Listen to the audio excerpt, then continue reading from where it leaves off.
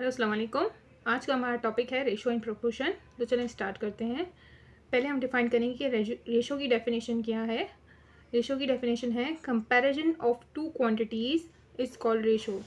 अगर हमें दो क्वांटिटीज़ को आपस में कंपेयर करना हो तो हम उसे रेशो कहेंगे। फॉर एग्जांपल, ए के पास 6 kg राइस है और बी के पास 12 kg राइस है। हमने जब इसका रेशो निकाला तो हमारे पास आया 1:2, 1:2। इसका मतलब कि ए के पास सिंगल क्वांटिटी राइस की है और बी के पास डबल क्वांटिटी है राइस की, which means B has double quantity has compare to A. अब हम चलते हैं प्रोपोर्शन की तरफ। प्रोपोर्शन क्या है? Comparison of to ratio is called proportion. दो रेशो को अगर हम कंपेयर करेंगे तो वो प्रोपोर्शन कहलाएगा। ए रेशो बी, ए का रेश ए के पास है 6, बी के पास 12 kg है, सी के पास 4 kg है और डी के पास 8 kg ऑफ राइस है। जब हम इसका रेशो निकालते हैं, ए का तो आता है 1, बी का आता है 2, 6 टाइम्स 1 इज़ 6, 6 टाइम्स 2 इज़ 12। हम इसको इस तरह से भी लिख सकते हैं 1/2। सिमिलरली हम सी और डी का रेशो निकालेंगे, 4:8, 4 टाइम्स 1 इज़ 4, 4 टाइम्स 2 इज़ 8 और हम इसको इस तरीके से भी लिख सकते हैं 1/2। अब हम इन दोनों रेशो को एक साथ कंपेयर करेंगे। ए रेशो बी, ये 4 डॉट्स आपको प्रोपोर्शन के दिख रहे हैं, इन 4 डॉट्स को प्रोपोर्शन कहेंगे, proportional to C ratio D.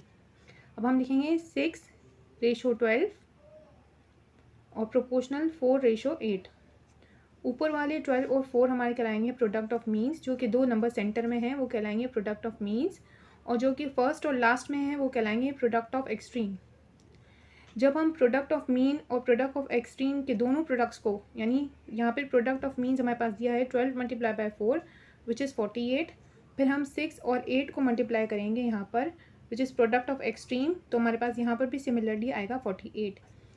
It means it proves कि product of mean is equals to product of extreme. अब हमारा इसी से रिलेटेड दूसरा टॉपिक है एप्लीकेशन ऑफ प्रोपोर्शन। पहला है हमारा direct proportion. When two quantities are so related that increase in one causes the correspondence increase in the other. इसकी एग्जांपल आप लें कि एक के इंक्रीज होने की वजह से, एक क्वांटिटी के इंक्रीज की होने की वजह से दूसरी चीज़ में हमारे इंक्रीज दिखता है हमें, या उसके पहले वाले के डिक्रीज होने की वजह से दूसरे में भी हमें डिक्रीज दिखता है, तो वो क्या कहलाएगा? डायरेक्ट प्रोपोर्शन कहलाएगा।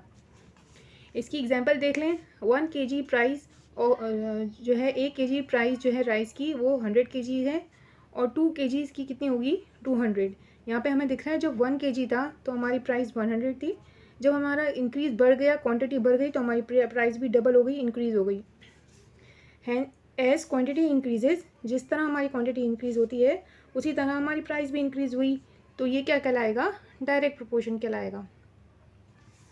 अब हम दूसरा टॉपिक देखते हैं इससे रिलेटेड। इनडायरेक्ट और इनवर्स प्रोपोर्शन क्या होता है?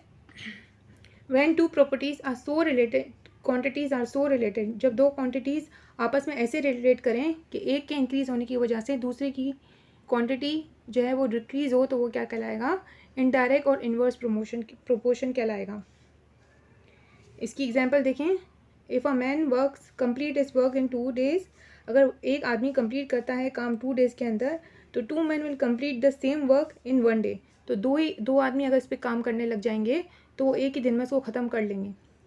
ये शो करता है कि इंक्रीज़ इन आदमी के इंक्रीज़ होने से वजह से जो है काम उसका जल्दी ख़त्म हो गया।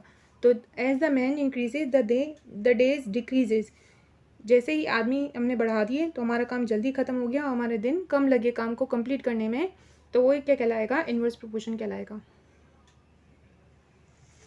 इसका मतलब ये हुआ कि अगर आदमी हमारे पास काम करने ज़्यादा आ गए तो हमारा वही काम जो है वो जल्दी ख़त्म हो जाएगा, तो ये हमारा कहलाएगा इनवर्स प्रोपोर्शन। यानी आदमियों के बढ़ने से काम हमारा डेज़ हमें कम लगे और हमारा दिन जो है वो कम हो गए और हमारा काम जल्दी ख़त्म हो गया, तो ये कहलाएगा इनवर्स प्रोपोर्शन। अगर आपको मेरी वीडियोस अच्छी लगती हैं तो प्लीज़ लाइक करें, शेयर करें और सब्सक्राइब करें। जज़ाकल्लाह।